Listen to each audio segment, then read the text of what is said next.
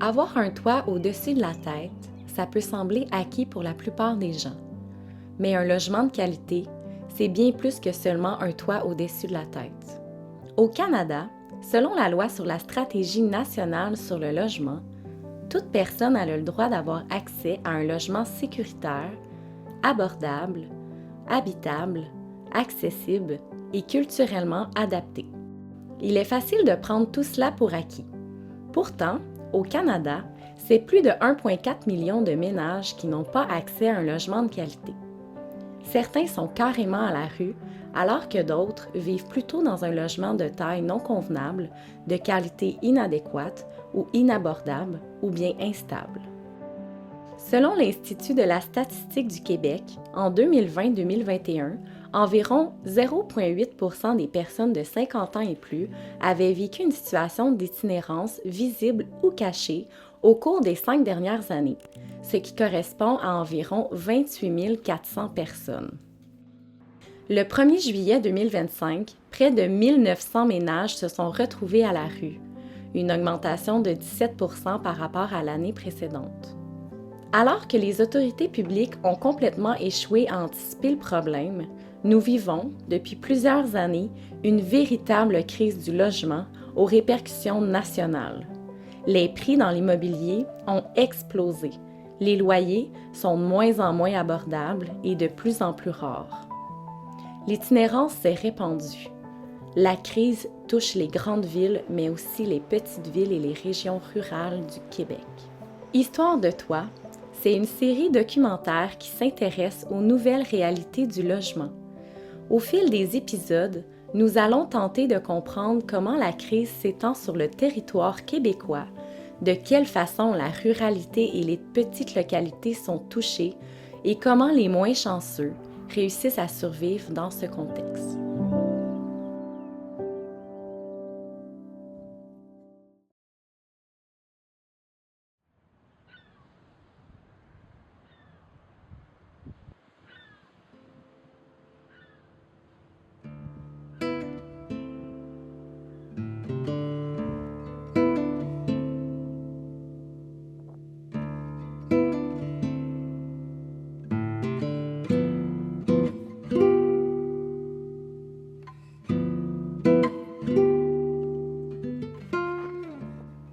Des organismes qui ont pour mission de favoriser l'accès à un logement, il en existe un peu partout en région au Québec, comme dans la région de Portneuf.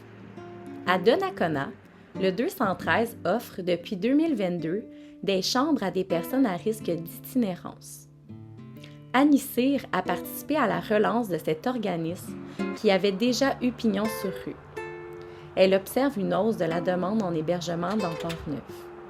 Nous l'avons rencontré en mars 2024, alors que le 213 avait rouvert ses portes depuis à peine plus d'1 an.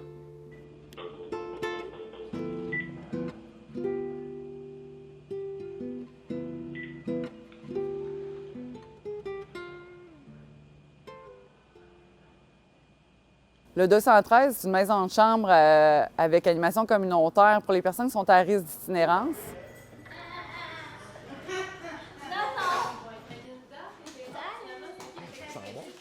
Au rez-de-chaussée du 213, il y a une très grande cuisine où se tient des cuisines collectives. Comme là, aujourd'hui, on est mercredi, c'est la soupe du voisinage qui est préparée par le plateau de travail de l'Arc-en-Ciel. Ils font de la nourriture chaque mercredi au 213. Puis elle est envoyée à la Saint-Vincent-de-Paul, ici à Donnacona, pour être distribuée dans les distributions alimentaires du mercredi et du vendredi. Depuis les dernières années, dans Portneuf, je pense qu'on note un besoin grandissant en hébergement, en logements sociaux.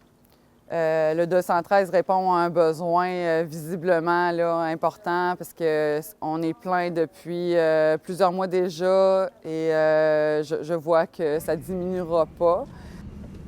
Pour qu'on garde notre monde aussi dans la région, partir à Québec, là, dans un centre ou dans un hébergement d'urgence à Québec, les gens de la région sont moins familiers à ça, fait qu'on essaie de les garder, ultimement, là, de les garder dans la région puis de s'en occuper chez eux.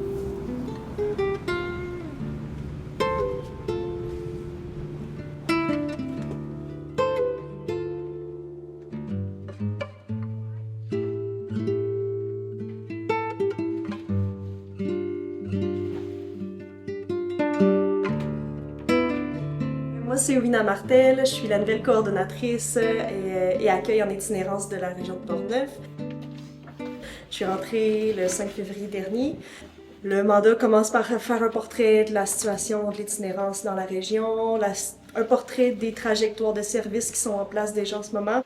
Je fais des ententes de services, des nouvelles ententes avec différents organismes, différentes entreprises pour aider ponctuellement les gens en situation d'itinérance. Bon, fait qu'on a des sacs à dos, des gants, des ponchos, des cache-couttes, mitaines, gants, en fond. Puis on a des couvertures chaudes en laine. On va entreposer ça dans le local. C'est quoi ça? Veux-tu nous aider? Hein? Veux-tu nous aider?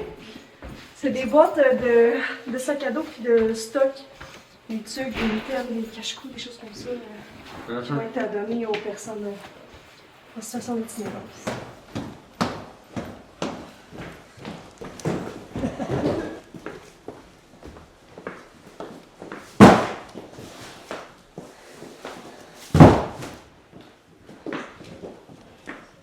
Elle est vraiment beau, là. Tu peux le mettre Pour là. l'hiver. Carré.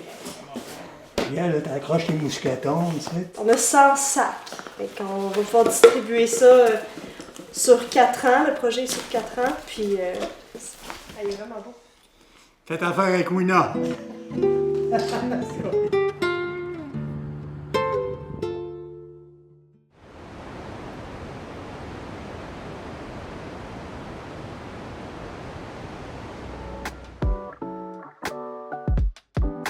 Marie-Pierre, Sébastien et Fantôme ont chacun une chambre au 213. Ils ont un lit et un accès à une cuisine commune. Mais ils préféreraient tous habiter un logement plus grand avec davantage d'intimité. Les logements sont dispendieux et ce serait improbable qu'ils réussissent à se trouver chacun un logement abordable et qui corresponde à leurs besoins. Mais peut-être que la solution réside dans une colocation qui leur permettrait de diviser le coût du loyer.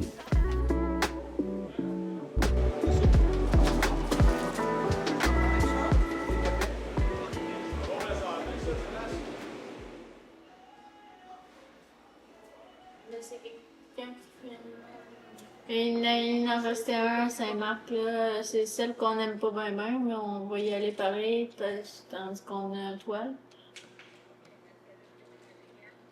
On va déménager, on va essayer d'avoir la réponse pour la fin de la semaine. Quel prix? Par mois? Puis check. Serais-tu content de t'en venir avec nous autres? C'est ça, j'ai pas rien, 213. J'ai ma TV, j'ai ma console, j'ai juste mon set minimum. J'ai pas commencé à me meubler encore.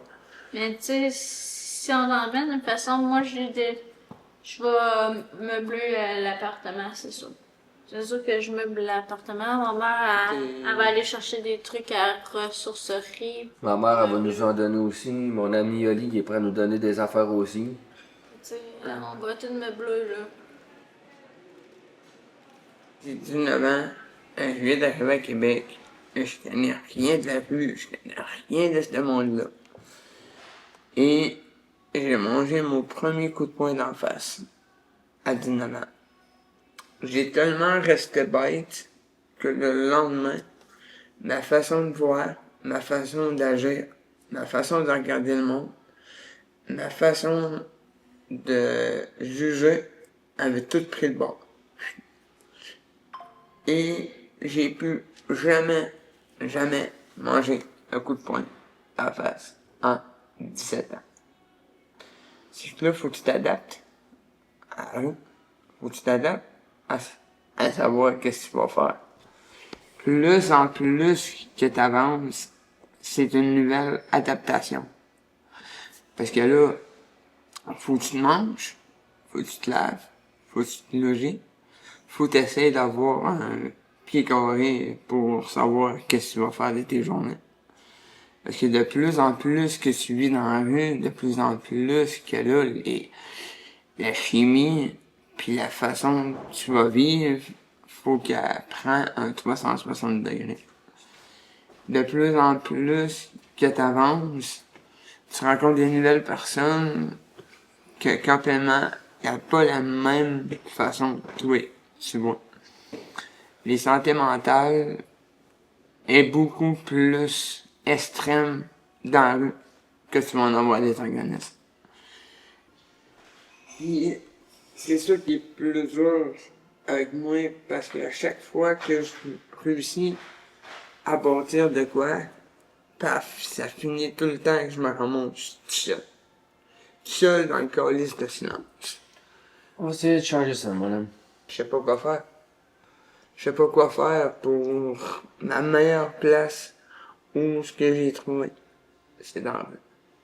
Ouais, puis pour l'avoir vécu une semaine avec toi, je te l'accorde, c'est vraiment tough.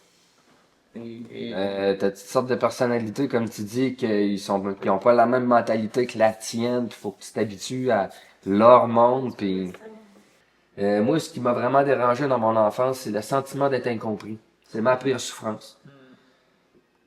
De voir du monde qui bitch dans mon dos, des injustices, c'est les pires souffrances que j'ai parce que je les ai toutes vécues.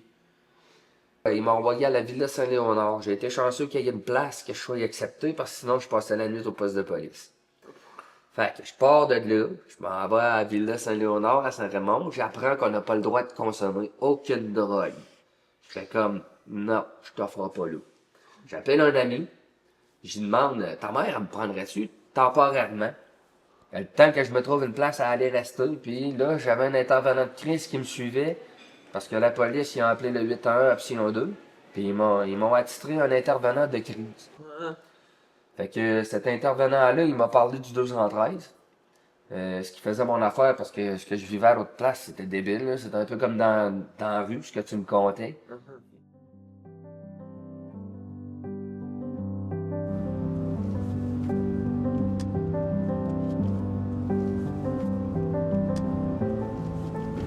Fait qu'on s'en va porter un sac à quelqu'un qui va en avoir besoin pour être confortable, pour continuer à vivre dans la rue tant qu'il n'aura pas trouvé de logement. J'ai pu acheter, dans mon mandat, j'ai un petit fonds d'argent pour pouvoir supporter à court terme les gens. Donc j'ai acheté des cartes cadeaux, pharmacie, Canadian Tire, pour que ces gens-là soient un petit peu mieux installés. Puis aller acheter du date, du repoussant pour les moustiques, ces choses-là, c'est pas donné. Fait que ça va peut-être leur permettre de s'acheter ça, là.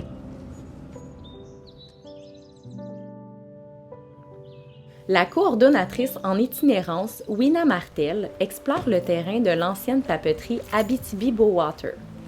L'usine a fermé ses portes en 2008 et ces terrains sont depuis occupés sporadiquement par des personnes en quête d'un coin de nature où ils peuvent librement monter une tente et rester le temps de quelques mois.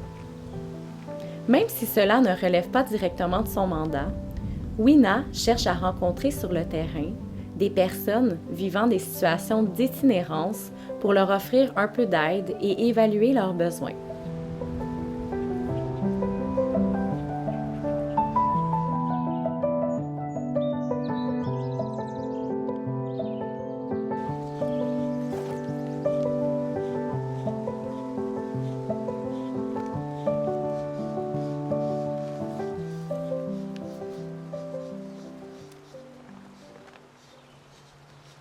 On est chez Jimmy, quelqu'un qui a établi son petit campement à côté de l'eau pour être tranquille, en pleine nature. Puis, c'est ça, on est venu porter un sac. Dans tous les organismes dans Portneuf, il n'y a personne qui a l'itinérance dans son mandat. Fait que tout le monde prend un peu d'accompagnement au logement, mais tu sais, d'aller sur le terrain pour s'assurer que la personne est correcte, c'est du travail de proximité, pas vraiment de gens qui en font, là. Il y a les travailleurs de milieu l'été pour les jeunes, dans le fond. Ils n'ont pas le mandat d'aller... De toute façon, c'est pas itinérance non plus, c'est du travail de milieu, aller voir les jeunes, d'aller créer des liens et tout. C'est pas d'aller voir les personnes en situation d'itinérance, là. Ça fait pas partie de leur mandat.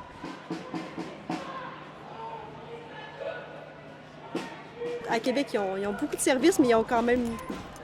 Il y a beaucoup d'itinérance, mais c'est différent. C'est quand même pas la même situation.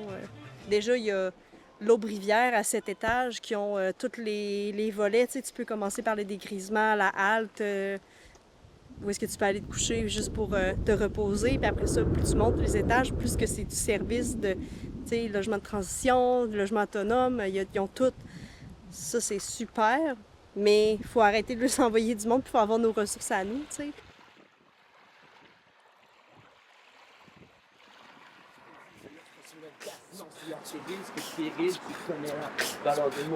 Ça se retrouve dans la jungle entre les os, la douleur de nos erreurs.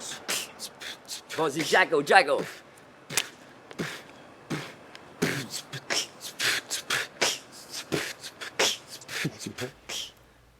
Jason et Jacko sont également des résidents du 213. Ils ont chacun leur histoire.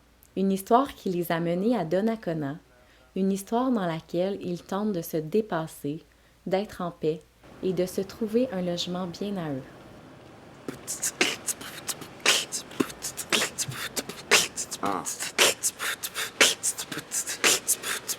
Après tous ces détours, j'ai retrouvé ma route, j'ai présenté ma joue à la vie. Elle m'a donné des coups, j'ai fait face à la vie. Fait tourner la roue, j'étais dans l'inconnu, j'ai encaissé les coups. Encore une raison, partir au loin quand ton passé te hante.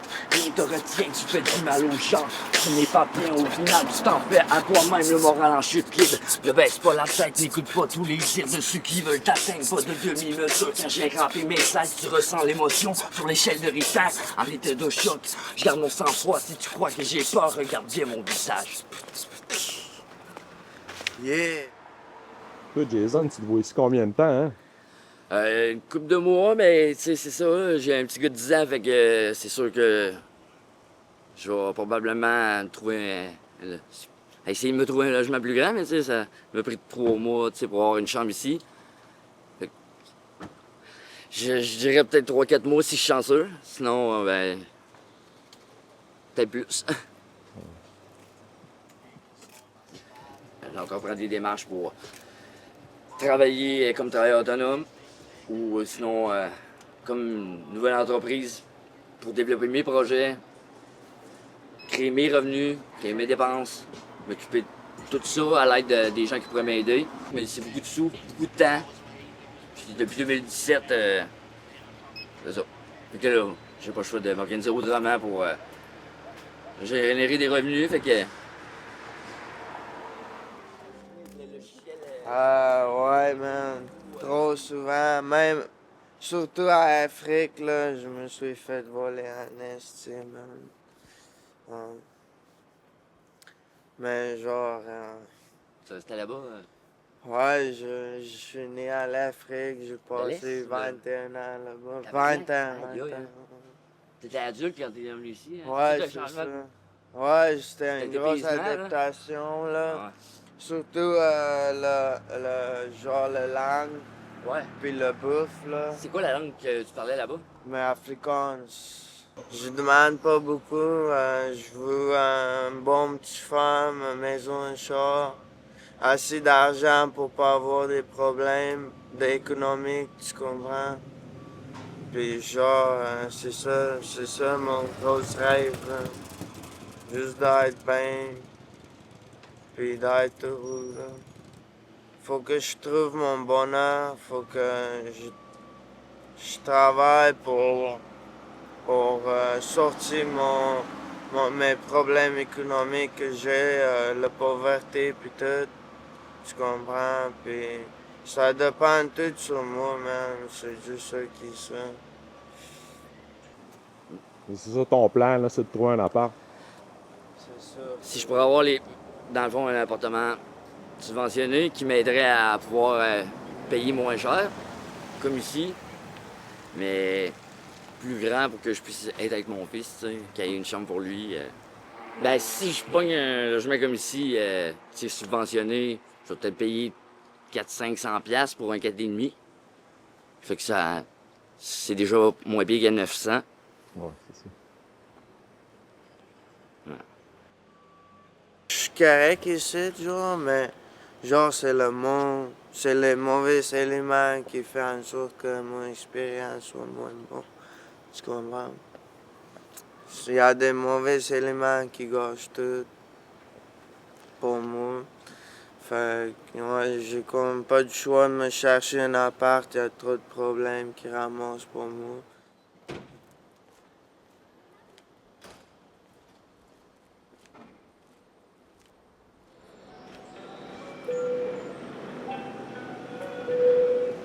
Ah, dans mon optique.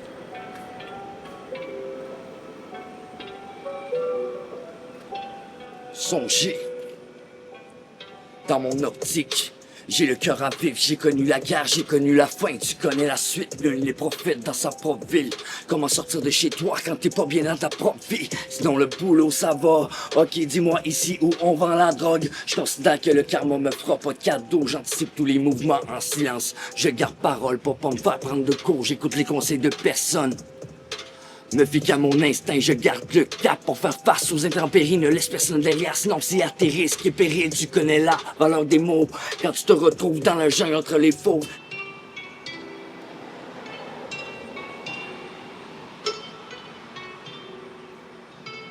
Je voulais atteindre le sommet de la pyramide. C'était autrefois 905 ou la vie rapide, la faillite ou la vie d'artiste.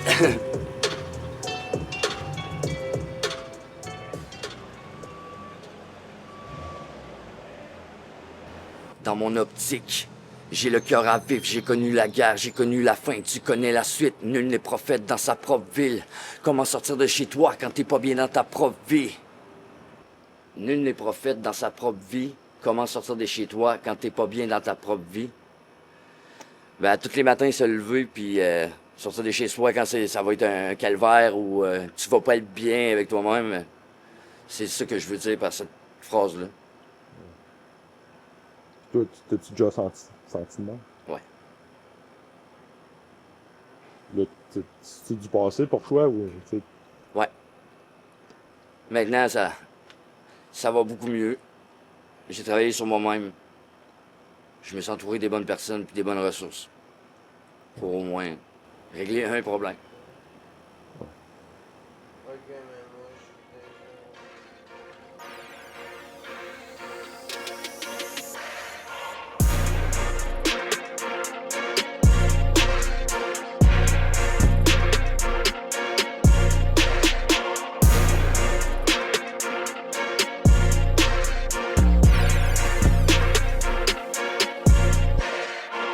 Parce qu'il n'a jamais été si difficile de se trouver un logement et parce que chaque toit a une histoire, Histoire de toi continuera de documenter la crise du logement.